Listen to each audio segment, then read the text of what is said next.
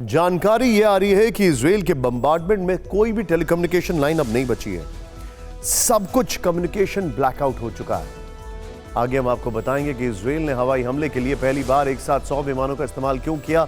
लेकिन उससे पहले इस वक्त की एक बड़ी खबर आ रही है। आज रात फिर हो सकता है गाजा पर भीषण हमला, लेकिन आज फुल मून नाइट है, तो देखिए तस्वीरें आज बहुत अलग होंगी। इजरायली सेना ने गाजा के लोगों को सख्त चेतावनी दी है। उत्तरी गाजा के लोग इलाका तुरंत छोड़कर चले जाएं। आईडीएफ ने कहा अपनी सुरक्षा के लिए तुरंत उत्तरी गाजा को छोड़ दें। दूसरी बड़ी खबर आ रही है, आईडीएफ ने उत्तरी गाजा में चेतावनी के पर्चे गिराए। पर्चे में लिखा है उत्तरी गाजा एक युद्ध क्षेत्र है, इलाका सुरक्षित नहीं, तुरंत दक्षिण की ओर जाएं। आईडीएफ ने कहा है, आपको याद होगा अल जजीरा के वो जर्नलिस्ट जिनका परिवार मारा गया, उनका यह कहना था कि हमें वार्निंग दी गई थी लेकिन हम नहीं हटे, और फिर यह सब हो गया। इस सब के बीच में एक और बड़ी खबर, इजराइल के रक्षा मंत्री की हमास को सीधी चेतावनी, युद्ध के एक चरण से गुजरे, गाजा की जमीन हिल गई। कल हमने गाजा पर जमीन और हवाई हमले किए, सेना को निर्देश, आतंकियों के सफाए तक ऑपरेशन जारी रहेगा। तीनों ब्रेकिंग, तीनों शॉट के साथ सीधे चलिए जल के किसी सर के पास। सर, वॉर गेम्स आपने डिजाइन भी किए हैं, आपने कई बैटल्स में इंपॉर्टेंट रोल भी अदा किया है। मैं आपसे समझना चाहूंगा, full moon night military operations में ये एक बेनिफिट है या एक डिसएडवांटेज है, या ऑपरेशनल हैजार्ड है, या ऑपरेशनल स्ट्रेंथ है? फुल मून नाइट कैसे आप इसको देखते हैं आज? जय हिंद निशांत। जय हिंद साहब। देखिए, full moon night and absolutely no light, ये दो चीजें हैं जिसका आप इस्तेमाल करते हैं ऑपरेशन के अपनी सूझबूझ से।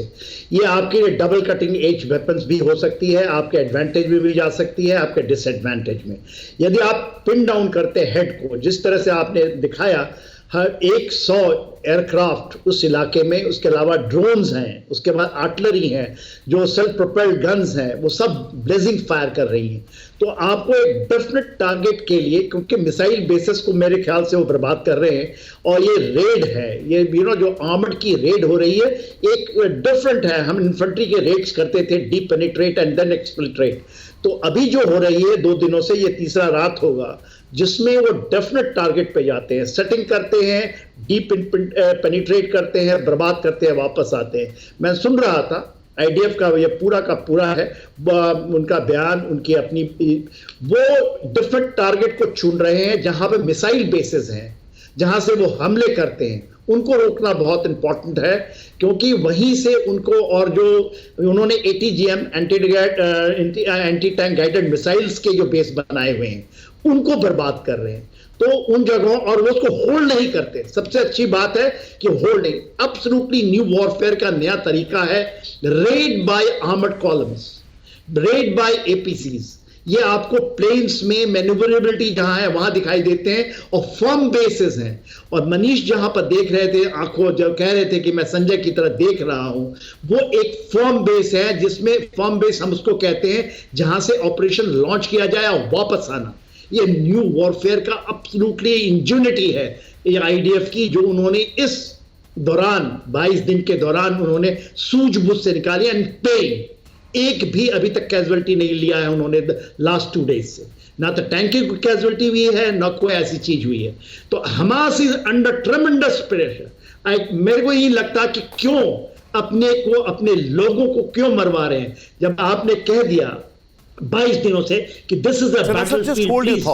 Just hold your thought. मैं आपसे एक और सवाल पूछूंगा, वो हॉस्पिटल्स के लिहाज से है। एक बड़ी इंटरेस्टिंग रिपोर्ट है कि हॉस्पिटल्स हमास का बेस है, तो फिर क्या करेगी आईडीएफ? ये मेरा एक सवाल होगा आपसे, लेकिन उससे पहले इजरायली एयरफोर्स की एयर स्ट्राइक को कुछ नंबर के जरिए हम आपको समझाते हैं, ऑपरेशन की पूरी पिक्चर आपको क्लियर हो जाएगी। इजरायली एयरफोर्स ने ऑपरेशन में 100 फाइटर जेट्स का इस्तेमाल किया है। नंबर 1, विमानों के निशाने पर हमास की करीब 150 अंडरग्राउंड फैसिलिटी है। इसको जरा होल्ड करिएगा, मैं चाहूंगा प्लीज स्टिकर ऑफ करिए जरा।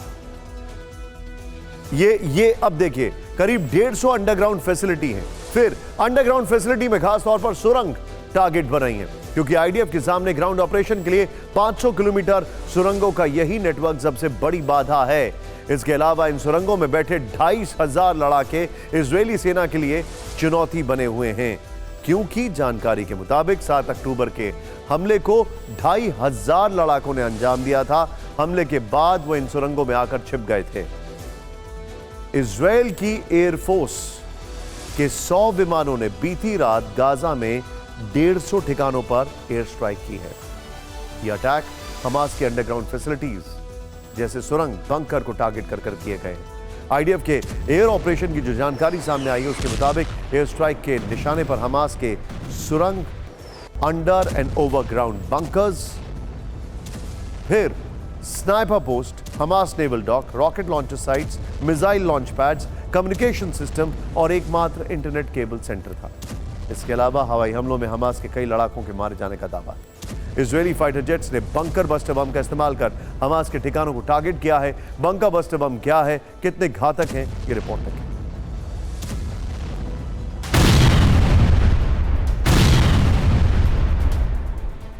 GBU-72 बम, बंकर बस्टर या बंकर विध्वंसक, दुनिया का सबसे खतरनाक और आधुनिक बम, जिसका इस्तेमाल अंडरग्राउंड बंकरों, सुरंगों को ध्वस्त करने में होता है। इजरायली एयरफोर्स ने इसी बम के जरिए हमास की 150 अंडरग्राउंड फैसिलिटी, जिनमें सुरंग और बंकर शामिल हैं, उन्हें तबाह किया है। ये बम जमीन में 100 फीट और कंक्रीट के फर्श पर 20 फीट तक गहरा गड्ढा कर सकता है। जैसा कि आप एनिमेशन में देख रहे हैं, ये गहराई में जाने के बाद विनाशक विस्फोट करता है। इसके बाद इतनी तेज शॉकवेव निकलती है कि रास्ते में आने वाली कोई भी चीज तबाह हो जाती है। टारगेट के आसपास की इमारतें गिर जाती हैं या फिर क्षतिग्रस्त हो जाती हैं। साल 2021 में इजराइल ने अमेरिका से नए GBU-72 बम का अनुरोध किया था। इजराइल खुद भी इस बम का निर्माण करता है। करीब 2200 किलोग्राम वजनी बंकर बस्टर बम 2 तरह के होते हैं। पहला वर्जन, इस बम के आगे के हिस्से को खास तौर पर डिजाइन किया जाता है। यह नुकीला होता है ताकि वजन और ग्रेविटी का फायदा उठाकर तेज रफ्तार से जमीन के अंदर चला जाए और विस्फोट करे। दूसरा वर्जन, इसमें 2 बम होते हैं। पहला साइज में छोटा होता है जो टारगेट पर छेद करता है। दूसरा बड़ा हिस्सा अंदर जाकर भयानक विस्फोट करता है। वहां जो कुछ होता है उसे तबाह कर देता है। GBU-72 के साथ GBU-28 भी एक तरह का बंकर बस्टर बम है।